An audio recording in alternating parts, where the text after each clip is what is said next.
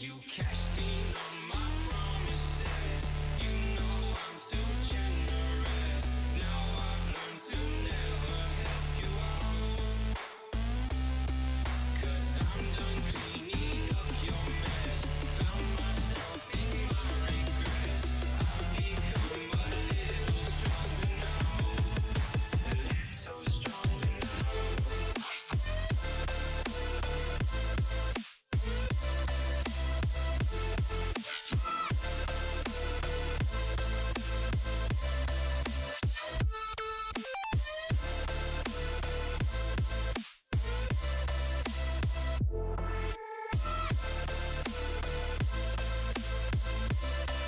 You cashed in on my promises.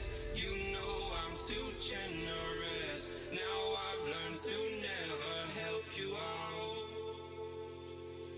'Cause I'm done cleaning up your mess. Found myself in my regrets. I've become a little stronger now. A little stronger now. A little stronger now. A little stronger now. A little stronger now. You cashed in on my promises. You know I'm too generous. Now I've learned to never help you out. 'Cause I'm done cleaning up your mess. Found myself in my regrets. I've become a little stronger now. A little stronger now.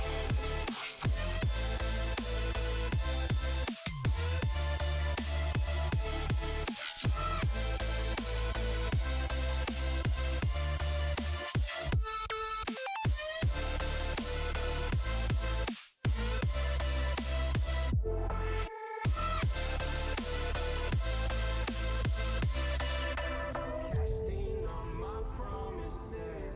You know I'm too generous. Now I've learned to never help you out. 'Cause I'm done cleaning up your mess. Found myself in my regrets. I've become a little stronger now. A little stronger now.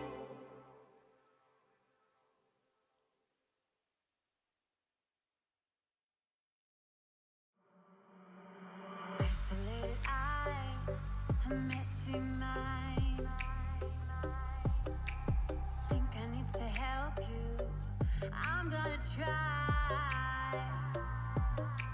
Cute as hell, baby. Hotter than flames.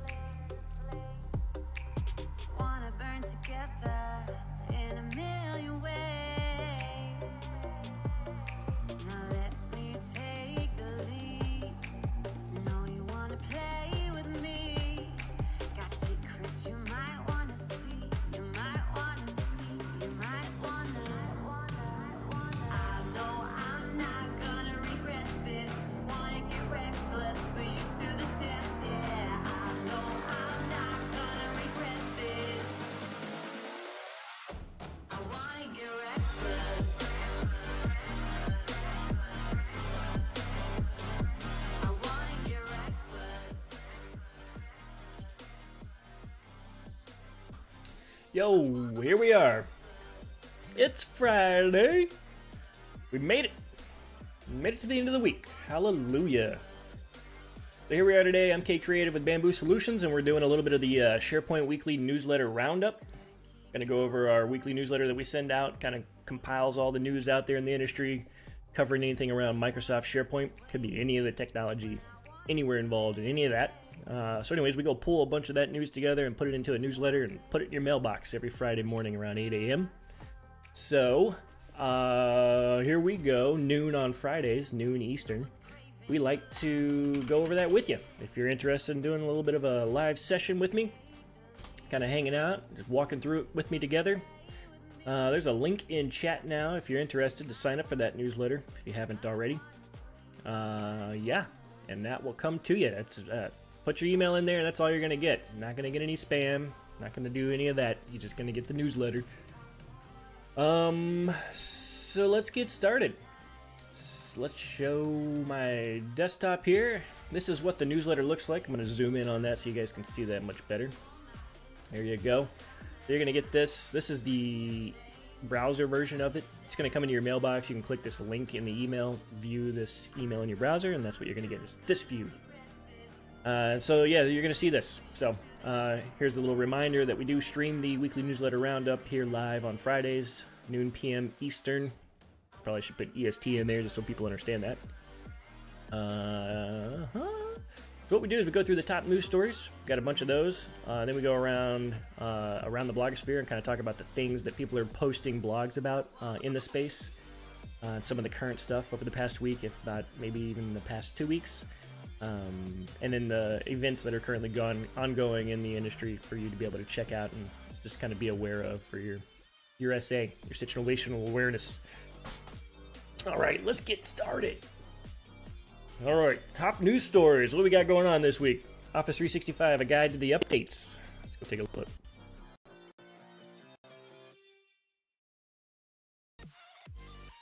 What are we saying? Get the latest info on feature, bug fix, and security updates for Office 365 for Windows as they roll out from Microsoft, now updated for version 1902. What's going on here? The following are key updates to Office 365.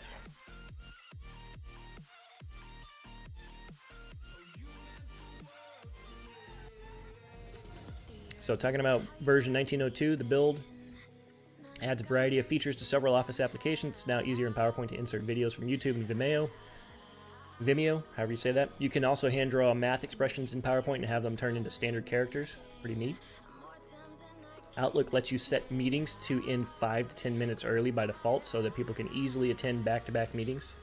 Outlook can now also read mail aloud. Excel lets you use @mentions and comments to let workers know when you're looking at their input, and a new ideas button in Excel lets you look for patterns in your data and uses them to create personalized suggestions for how to use the data. Access now clearly lets you see the active tab, easily drag tabs to rearrange them, and close database objects with a click. Very nice. So then this was build 1901, version 1901, sorry. Release date was January 31st. A couple updates there as well. So I won't go into the past updates there for Windows, but just note that in version 1902, which was released on the 4th of March, so 4 days ago, we've got some of those new updates to the Office suite. Good stuff. Microsoft integrates Yammer into Teams. Let's check that out. They revealed its plans for Yammer, the company's enterprise social network for private communication within organizations. It's getting the Microsoft Teams treatment. Users can now add a Yammer tab to their channels. Teams is used by over 329K organizations and is the company's fastest growing business app ever. It's only 2 years old. Launched in March 2017, Microsoft meanwhile acquired Yammer for $1.2 billion in June 2012. Let's see here. Teams is Microsoft Office 365 chat-based collaboration tool that competes with Google's Hangouts Chat, Facebook's Workplace, and Slack. It's been slowly consolidating its various enterprise tools into Teams, such as Skype for Business and Skype for Room systems. Yammer still stands on its own. It means that Teams can't completely replace its use cases yet. So Microsoft just decided to integrate it. So how do you add it?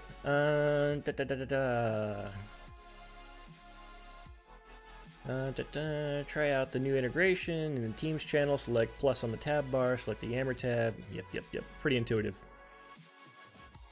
Pretty neat if you use Yammer. We don't. Haven't used it in quite some time. How do we fund the Office 365 training we need? Good question. So 365 has been called both powerful and complex, and with the pace of new releases now coming every week, it's also a moving target that both IT teams and general staff have to understand. So what Office 365 training is needed? General staff would require training in the basics of Office 365. Out of my face. From how to use Word Online to making use of OneDrive for personal files. As organizations shift for more collaborative ways of working, people will need extensive training in the use of Teams, as this is quite different to anything they've used before. Knowledge workers, on the other hand, will then need another layer of training to help them shape collaboration not just within their team, but across the organization. They're also highly likely to be using 365 on the move via their phones or tablets. So business areas, including communication teams and content owners, will need a guidance on how to use modern publishing sites. So some SharePoint training there. Up sites, comp sites. At the highest level of usage, site owners and local super users will need to understand how to manage SharePoint and other applications behind the scenes. It's not business as usual. It's been a long time since IT provided any significant training to the general staff population, except around the release of new line of business solutions. It's true. From my discussions with adoption MVPs, they're hesitant to recommend creating documented training materials, either in the form of how-to guides or as adoption mini sites on the internet. Concerns that the constant pace of 365 improvements is just outpacing your ability to produce those. Yo, Nate, what's up, man? Thanks for jumping on. Happy Friday. Just doing our SharePoint weekly newsletter roundup here. Going through the latest and top news stories over the past week. How do you make the business case? Da-da-da-da. There you go. Okay. What else? Microsoft has a plan to clean up its overlapping project management services. Ho, ho, ho. What be that? Seems to be moving towards simplifying and consolidating its project management services portfolio by championing its new project service. Da-da-da-da. Did I just see? No, I didn't. Okay. Looks like the various Microsoft teams working on project tracking and management apps and services may be getting their act together. MSDynamicsWorld.com reported this week that Microsoft is working to remove its Dynamics 365 project service automation product from the business applications portfolio. The plan, based on info from partners who've allegedly seen the latest Dynamics pricing and licensing slide decks, is to combine PSA with Microsoft Project and Project Online. PSA and Project Online are merging into a new project management tool to be called Project Service.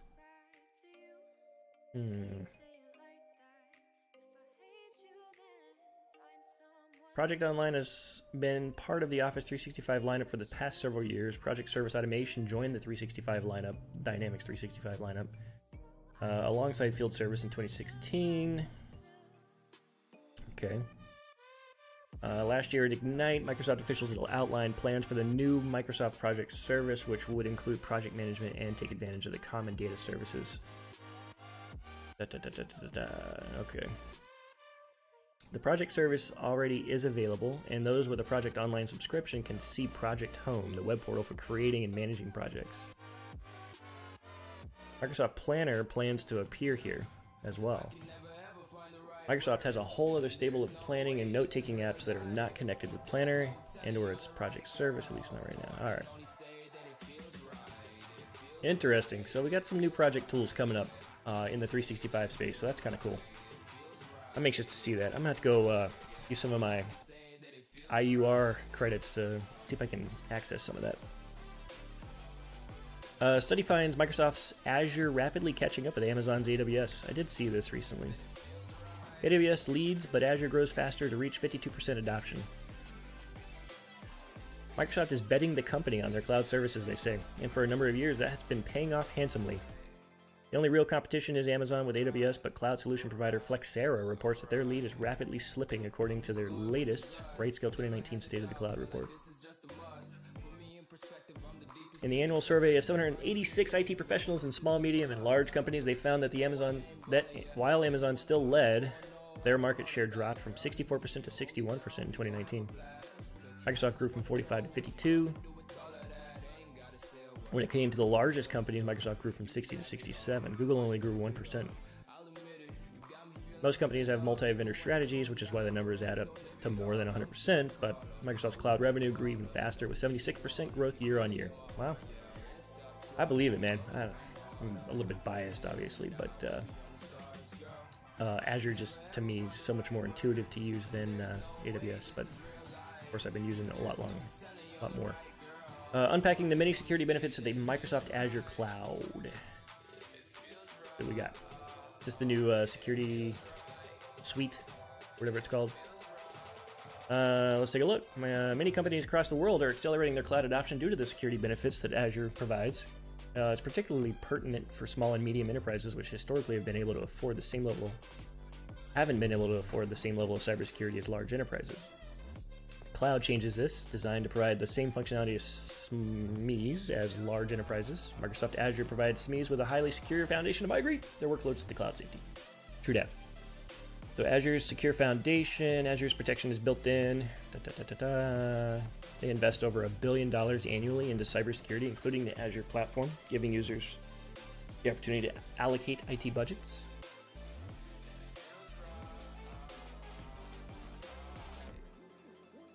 So there's about 3,500 dedicated cybersecurity professionals working together across the Cyber Defense Operations Center, Digital Crimes Unit, and other teams. So by buying into this, you, I guess you inherit 3,500 people working for you and the security. Azure's built-in security controls. It is a joint responsibility. We all know that, I think. Azure has built-in security controls designed to enable you to manage identity and access, secure your network, safeguard data, and manage secrets, and unify security management. Azure's unique intelligence in a world of evolving threats. The size of the threat data set is both large and constantly changing. Their belief is that we are all working together to combat against cyber attacks, which means we need to leverage collective intelligence to help us keep pace with threats. Okay. Right on, right on. Security, security, security. They do have some cool stuff. I just saw, we did daily chat on Wednesday, I think, and I saw some nice screenshots of the new, what was it, the threat something center that's available in Azure now. Shows you kind of like your threats by geolocation and the amount of blocked access that was deemed a threat. I don't know. There was just all kinds of info and nice charting on there to show you that you're being protected. 3 trends that define the next phase of cloud computing over at Forbes.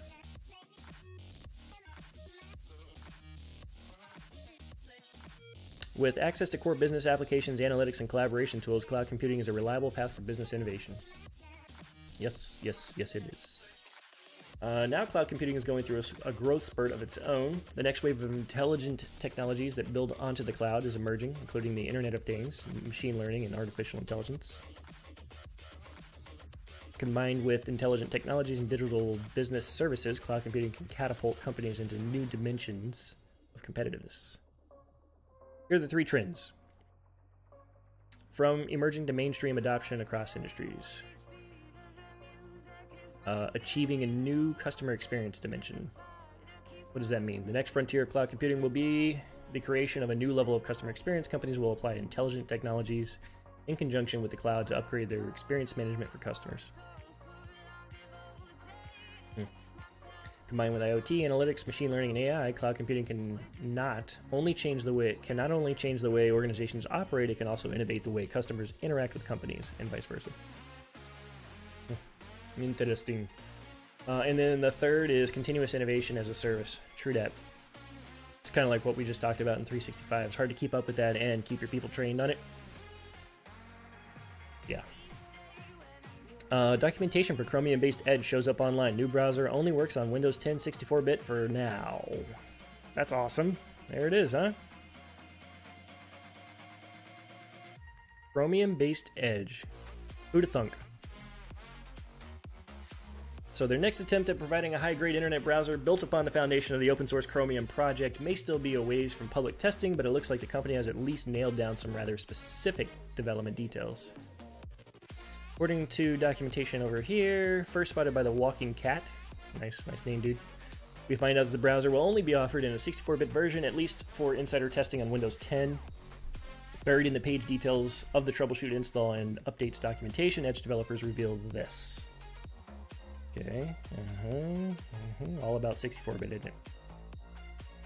While that may come as a bit of a bummer for insiders on Windows 7 and 8 machines that are 32-bit, much of the development community seems to be preparing. Yeah, I haven't been on a 32-bit OS in forever,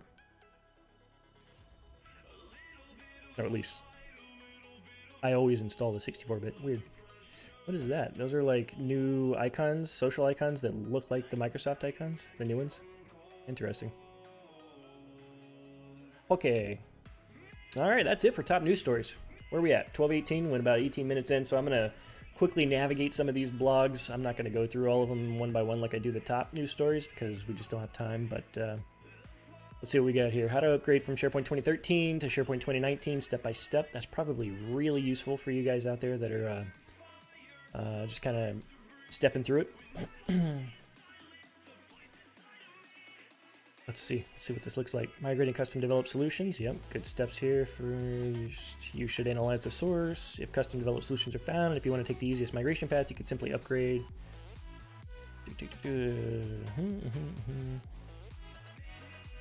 Upgrade into a temporary 2016 farm. Yeah, this is it looks to be pretty informative for those that have not gone through migrations or don't go through it, I guess, commonly, so you need a little refresher there. Good info. Manage your SharePoint team sites. Let's see. It can be hard to understand who and what are the permissions of certain users. If they belong to an Office 365 group, they will have the permissions of that group. It can also be added. Okay. Important to understand the difference between 365 groups and SharePoint team sites. So below is a section of references where you can get more deep on this question. Okay. Got a bunch of PowerShell here you could run to help you kind of navigate that. PowerShell. With the PowerShell of Microsoft Teams and SharePoint Online, we were able to get multiple information about the organizational structure. Below is what we extract. With this PowerShell, we can understand more about our SharePoint team sites and how they are distributed in the organization. The extracted Excel will have, per worksheet, a SharePoint team site name and the permissions. There you go. Nice solid tool for extracting that data from your environment. Got to get on the newsletter here, get some access to that stuff, huh? So Microsoft Flow, how to clear fields in SharePoint list items. All right, I'm gonna pass on clicking that one. Strange behavior of SharePoint Online when specify different users as primary site collection administrator. Interesting. Using Power Apps to solve SharePoint's column level security puzzle. Interesting. That's pretty neat. Inconvenient search and modern team sites. What you saying, Waldeck? So you created a new modern team site, you can't find it or any information stored inside through SharePoint search. You can choose if the information stored in the site should be shared with everyone or only the site members. While the site is being created, SharePoint asks if you want to add owners and members to the site. If you don't specify any users, you will not be able to retrieve neither the site nor any information stored inside through SharePoint search. Good to know. If you check the crawl log, you would see that the site and its data have been indexed correctly, and yet none of it will be returned when you try searching for it. It turns out that while creating modern team sites, by default, no users are set as owners or members. Because search results are security trimmed, no information about the site is returned. To fix the problem, you should specify the current user as one of the site owners. If you're creating them programmatically through the 365 CLI, you need to set owners by using this command. Despite its name, the SPO site classic set command works with both classic and modern. That's good info. I didn't know that. What do we got? How to stop sync of a SharePoint document library. How do you stop sync? Usually when something like this, let's see, help. We just had our files and folders mysteriously disappear from our SharePoint site. They were there yesterday and today they're all gone. We lost like 10,000 files and folders. This is the email I got from one of my clients the other day. If this sounds familiar, you might want to read this article. Usually when something like this happens, it's either one of the two choices. You have a disgruntled employee who went on a mass deletion spree. Who would... I can't imagine ever thinking I should do that. Right? Like, who goes... I don't know. Whatever. There are weird people out there. You have an employee who deleted folders on a synchronized document library. Alright, I see that more likely to happen. It's usually the latter. Let me explain what is happening here. When the user synchronizes a SharePoint document library via OneDrive Sync client, the whole library of files and folders is copied over to the user's computer. But it's not just copied. A two-way link is established between the user's computer and SharePoint. Any changes in one place are instantly taking place in the other, right? That's why it's synced. So if the user or someone else modifies something in SharePoint, the change is instantly replicated to the user's synchronized files. It works the other way as well. So if the user modifies a document by opening it up on the computer, the change instantly takes place in SharePoint. All right. So now any changes mean any changes. If the user deletes a file and folder in one place, it's instantly deleted in another. So what happens usually is that users sync document libraries, then decide to clean up space on their computer by simply deleting those files and folders. And without warning, messages, files, and folders are sent to the recycle bin, the user's recycle bin. So that's exactly what happened to the client. So how do you unsync a SharePoint document library? How do we prevent that disaster? You have to stop sync first and then delete your files and folders. So click on a little blue cloud icon in your computer's taskbar. From the pop-up that appears, click on More. Go to Settings, and on the next screen you will see a list of all the places you synchronize. Most likely you will see your own OneDrive being synchronized, plus any SharePoint document libraries you press sync on. You will get a confirmation message to stop sync. So I see here, sales, documents, stop sync.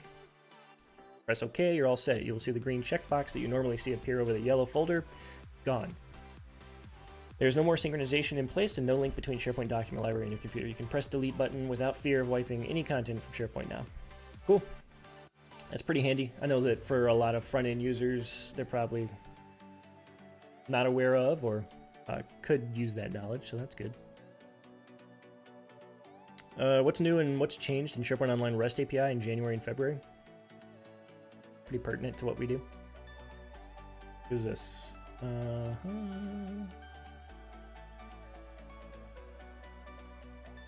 Sergey.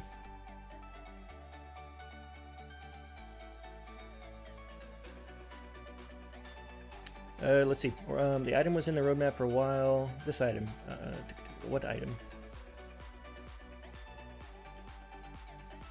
He hasn't posted in a while because nothing really interesting has been happening inside the REST API in December and November.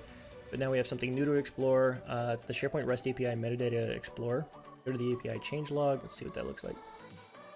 Alright, let's get an Explorer here. Nice. Got some hub site endpoints here. Get by ID. Delete.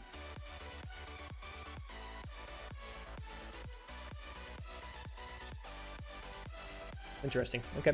So what's he saying? The item is in the roadmap for a while. You'll be able to mark a site as organizational news source. When viewing news from organizational news source, you'll see an indication that this news is organization news.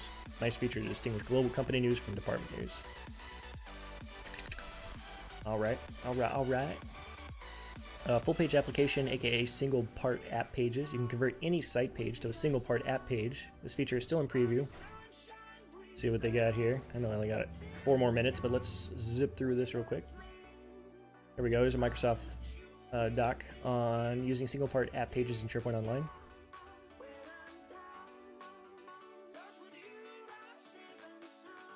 Okay. Changing page layout using PnP PowerShell. Changing page layout using 365 CLI. How to create a new full page app with custom developed web part.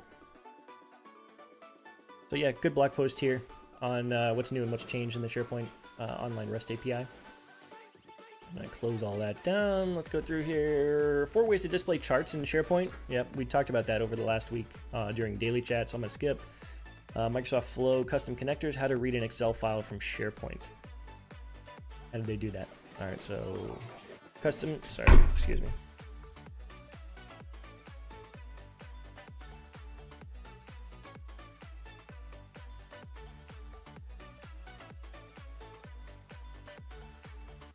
Sorry about that. I got apparently a giant egoed French bulldog. He's gonna tear it up, whatever's in the window.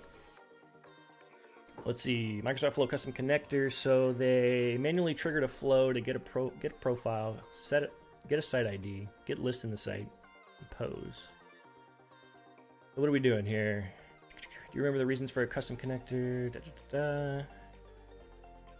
Well, I added the reading of Excel files to my MS Graph connector. All right, simply download, get the site details, read the Excel file. Reading the Excel file by supplying the file name, name of the sheet, and the range for my data. Interesting. You can do that in Flow. That's pretty neat. I will have to explore that in the future. I'm almost positive. All right, so here we are, SharePoint events. What's going on in the world of SharePoint out there that you might want to attend? Got a bunch of SharePoint Saturdays. You got the Hyderabad tomorrow. Then you've got Chevy Chase March 30th, Omaha the 30th. You got Houston, Johannesburg, Twin Cities, Warsaw, Cape Town, Doha. And then you got SharePoint Conference in Vegas, May 21st to the 23rd. You do have the North American Collaboration Summit, March 14th through the 15th in Branson. And then we've got this online course still out there for March 28th, Building Apps with Microsoft Power Apps and Microsoft Flow. So that is it. That's the weekly newsletter roundup this week. I appreciate you guys all jumping on today and watching, and maybe you're watching this on the video on demand later on YouTube, but if you're interested in getting signed up for that, you can just go to our website at bamboosolutions.com, visit our Contact Us link, and there should be a registration link there for you. I will type it into chat one more time as well, so there is a chat link there for you to click on to register for the newsletter. Yeah, again, thank you guys for watching. We will be back Monday at 11 a.m. Eastern for daily open chat, and then doing the usual. So we'll be back on Wednesday at noon Eastern for the product walkthrough and product demo, and then on Friday again for the newsletter roundup like this. All right, guys. Thank y'all. Thanks for jumping on, Nate. Appreciate your time.